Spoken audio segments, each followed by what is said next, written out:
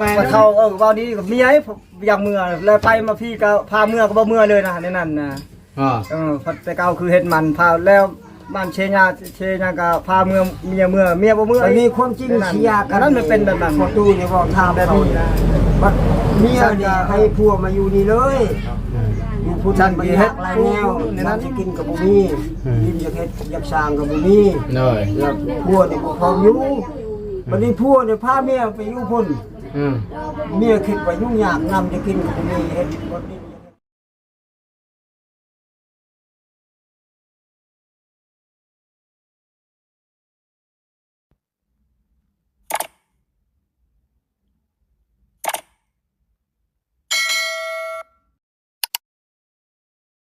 บ้านนี้เนาะ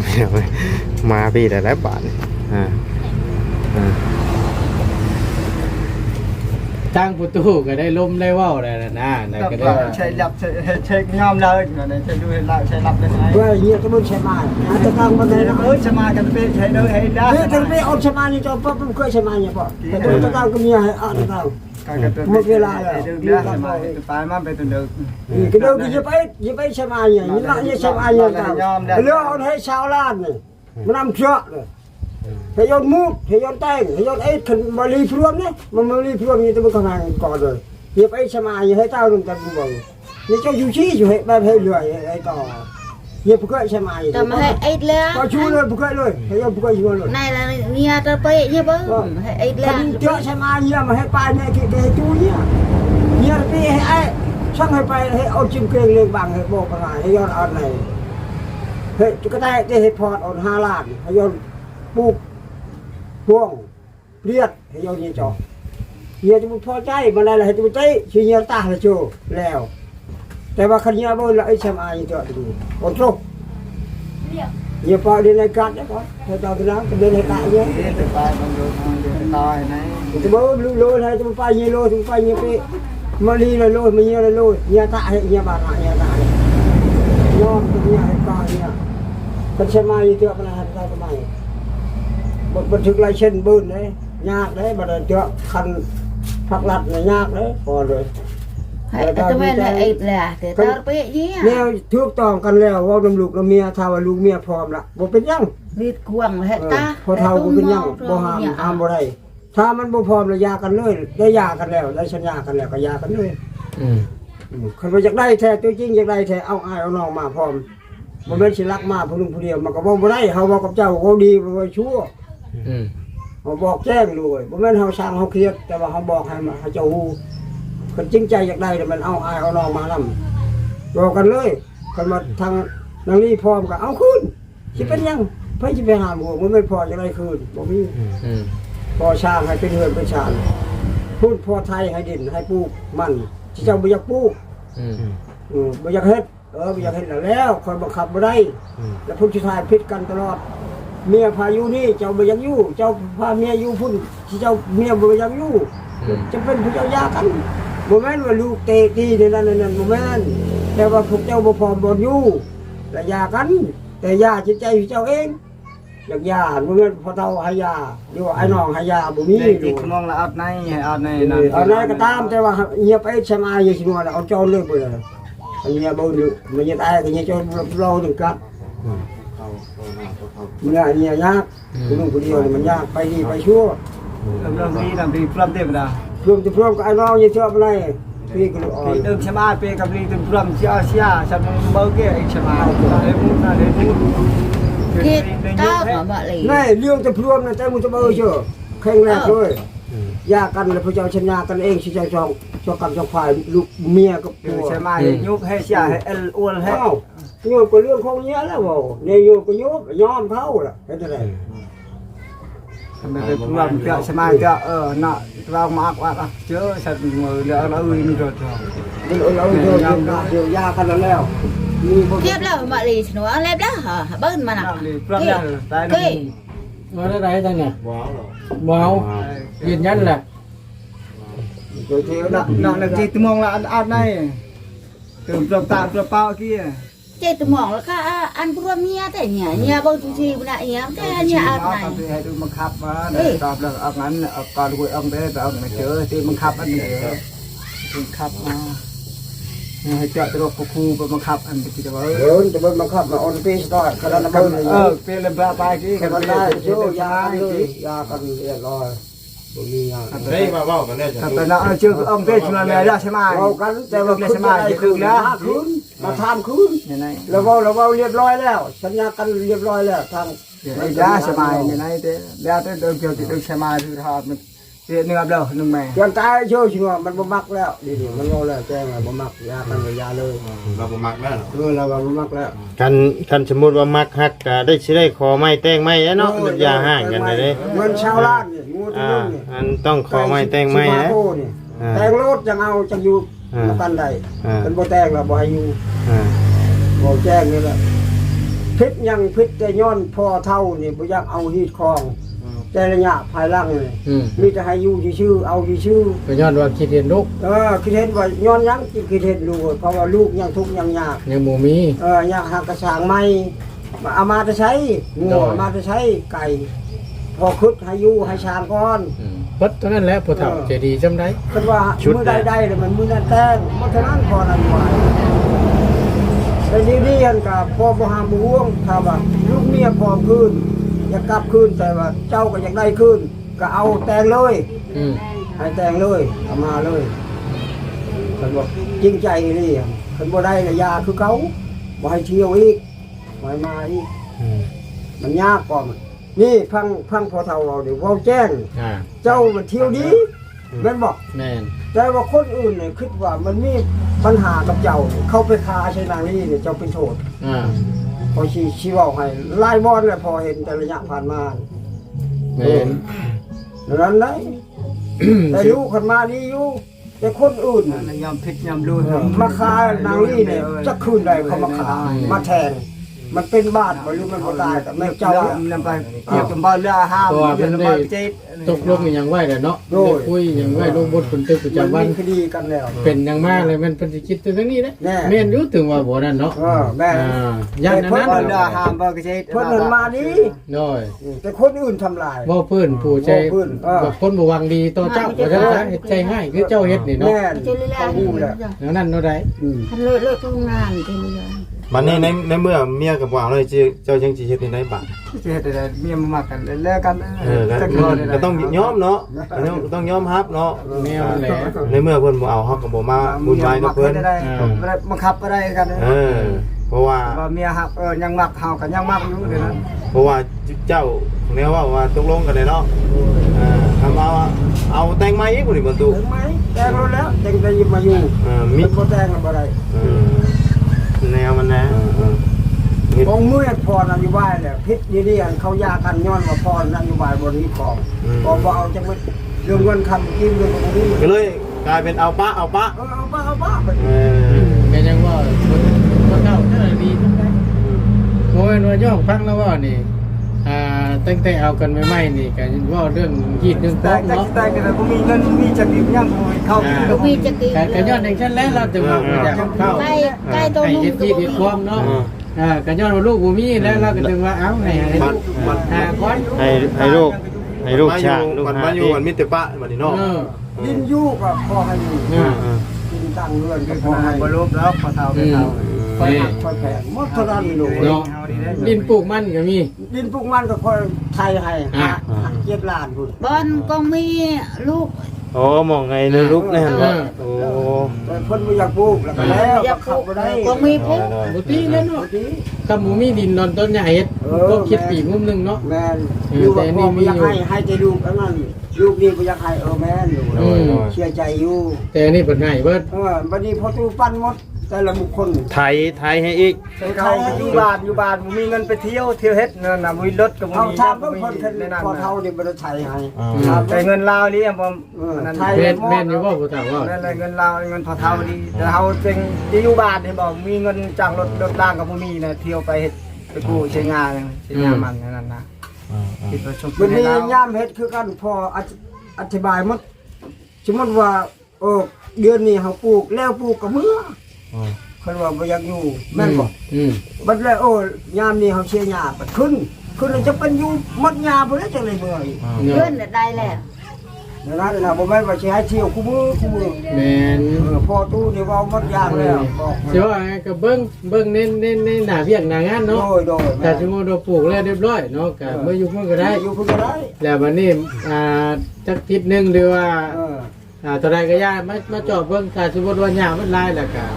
มานอนปีแต่เสียหญ้าก่อน โดย ให้แล้วตัวยังก็จะเมื่อก็เมื่อ แม่น เนาะก็บ่ได้ว่าหมายความไปเที่ยวก็มื้อเนาะ บ่แม่น น่ะเจ้าก็ใจ คือ คุ้ม ว่า มา เขาเว้านี้กับเมียอย่างเมื่อแล้วไปมาพี่ก็พาเมื่อก็บ่เมื่อเลยนะในนั้นนะ อ๋อ แต่เก่าคือเฮ็ดมันพาแล้วบ้านเชญาก็พาเมื่อเมียบ่เมื่อ อันนี้ความจริงเสียกัน นั้นมันเป็นแบบนั้น พอตู้นี่เว้าถาม แบบ เขา นี้นะ บัดเมียนี่ให้ผัวมาอยู่นี่เลยอยู่พุ่นมันฮักหลายแนวนั่นสิกินกับบ่มีกินอยากเฮ็ดอยากสร้างกับบ่มี หน่อย แล้วผัวนี่บ่พร้อมอยู่บัดนี้ผัวนี่พาเมียไปอยู่พุ่น เมียคิดว่ายุ่งยากนำจะกินก็มีเฮ็ดบ่ดินจะเฮ็ดก็บ่รักษาก็บ่มีแล้วเมียบ่มื้อบัดบ่แม่นว่าเพิ่นนี่เตะตีบ่แม่นลูกเขาก็บ่เว้าเขาบ่เฮ็ด ได้ยินเพิ่นว่าอยู่ว่ามันยากมันยากได้ไหม ยากยังบ่เฮ็ดบ่ เมี ช้าย จะดีเว้าอยู่เมียจะเว้าจะฟังอยู่ แต่ว่าเดี๋ยวนี้เขาบ่ถูกต้องกันล่ะผมกันยาแล้วจิตใจเขาเอง ผู้นึงบ่อยากอยู่นี่ผู้นึงบ่อยากมือพุ่นแล้วก็ยากันโลดแล้วมีไล่เช่นข้างในอ้ายน้องเว้ากันเนี่ยเรียบร้อยแล้วก็แล้วสิมีหยัง กินทองไม่ได้กินประตูแล้วก็นะ ยากลูกเอ้ย คือว่าว่าแหละไอ้ในเมื่อถามทั้ง อยู่ก็อยู่ตายอยู่นี่ก็ตามมาคนถือกัน ทั้งนี้เมียบ่เอาอะไรจังใดก็ยืนยันคำเก่าบ่เอาเลยจำเป็นแล้ว เนี่ยมันก็มักคืนแต่พระเจ้าดีแล้วลูกเอ้ยอยากได้คืนแม่นบ่อยากหักแพงคืนแต่ว่าเมียบ่พอไม่ได้ได้ เอาเมาแล้วก็จบแล้วจำเขาก็แยกแล้ว แม่ ว้าวระวังว้าวระวัง ยืนยันอยู่นี่ว่าได้เนาะ อยู่ไผอยู่มันอยู่บ่ เป็นมาแยกแบบบ่ต้องมาหากันเนาะ บังไอ้จำได้ไหมจิกไงเป็นดอกไอ้ นี่ว่าได้ครับนั่งล้มอกคุยกันเบิ่งเนาะ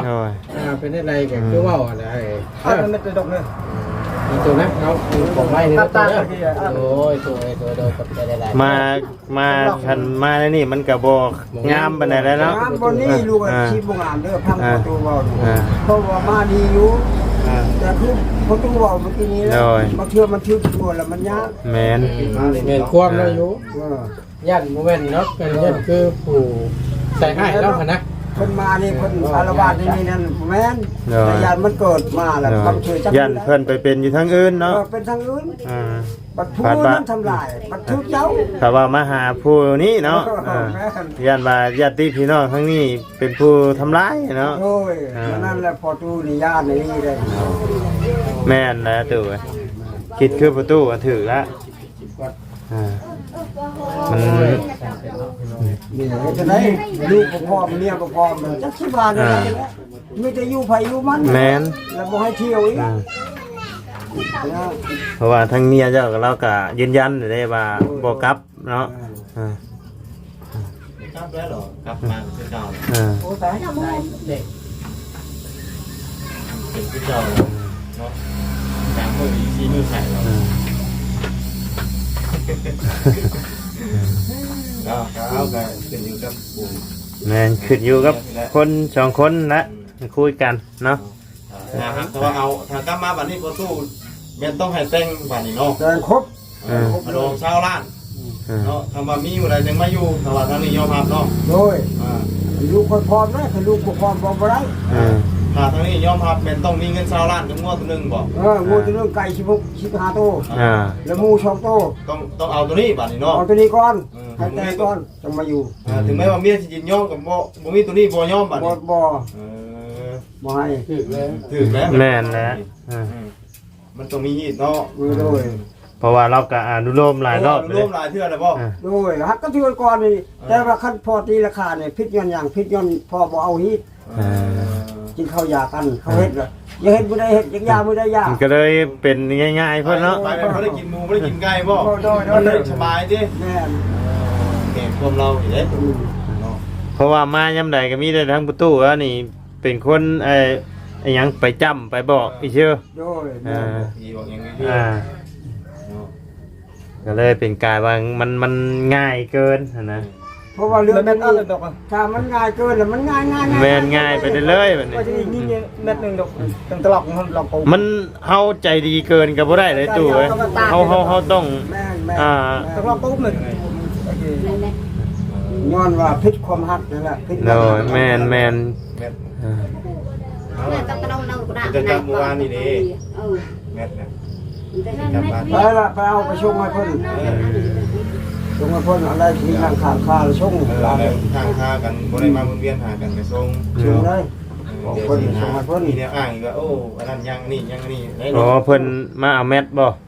คือว่าจะทำแม่ แม่นบ้านแม่ เราจะมาหาเมียแหละบ่ได้มาแม่ การ หาเมียเรา ก็เลย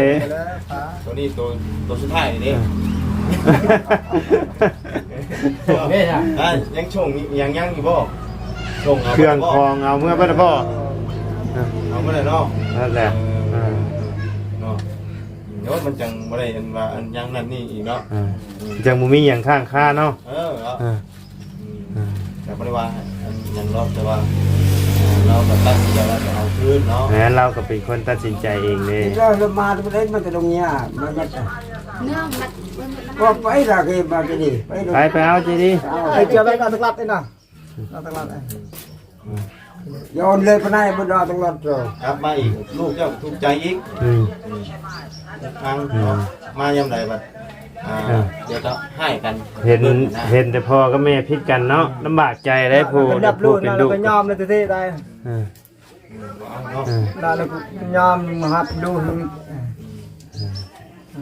ะจะก็ดูน่ะก็ยอมเนี่ยแล้วก็มูด เดี๋ยวไปบวชหนึ่งลึกไม่ยอมเดี๋ยวก็ได้แล้วไปตายที่เอาช่วงเลยยอมนี่ได้ก็เขาบ่มักแล้วก็แล้วพอไปนั่นยาตินี่ตินั่นมันยากกว่ามันยาว เนาะ มีแต่ว่าเจ้าชิยอมนี่ได้ก็คน ติ บ่มัก ที่เยอะเนาะ อ่าย อมพิษยอมเมนทั้งนี้บ่มักบ่เอาคือเราเนาะ บ่เป็นนั่นน่ะว่าลื่น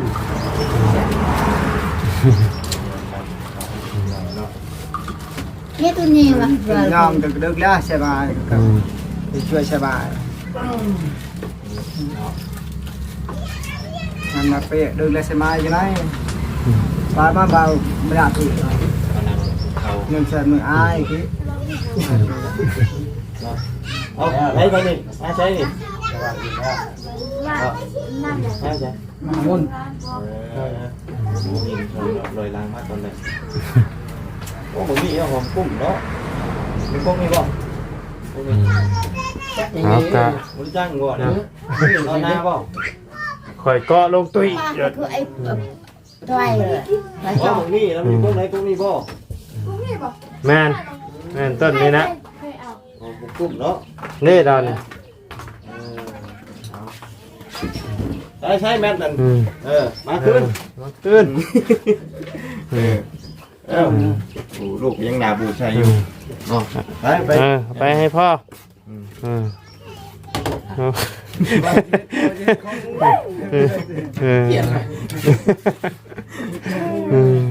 เจ้ามาแต่กินใจดีเลย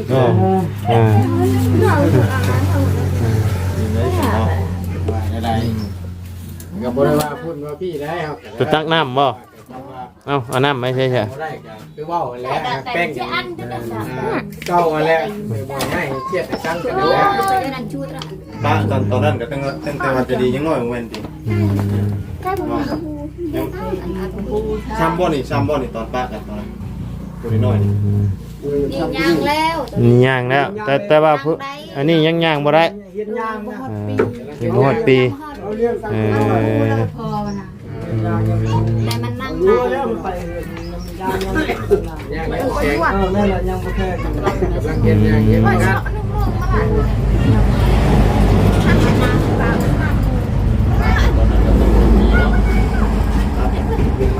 เอา ไปนั่งเด้อ ใส่ นี่ก็อยากเฮ็ดไปสั่งกันดูเอ้ยเอาอายน้องอีกเขาแต่มื้อนี้มันว่าบ่มักบางทีมื้อมันว่ามัก เกี่ยวเรื่องนี้ เอากันไม่บ่ยาก จำไว้ มันว่าบ่มักแท้ชีวิตอยู่กันแล้วโอ้เอ็นเดี๋ยวทั้งนี้ยืนยันแล้วว่าบ่กลับเนาะ ไปหลอกลวงกันเอาบ่มักบ่มัก อยู่ไปก็ลำบากใจอีกเนาะ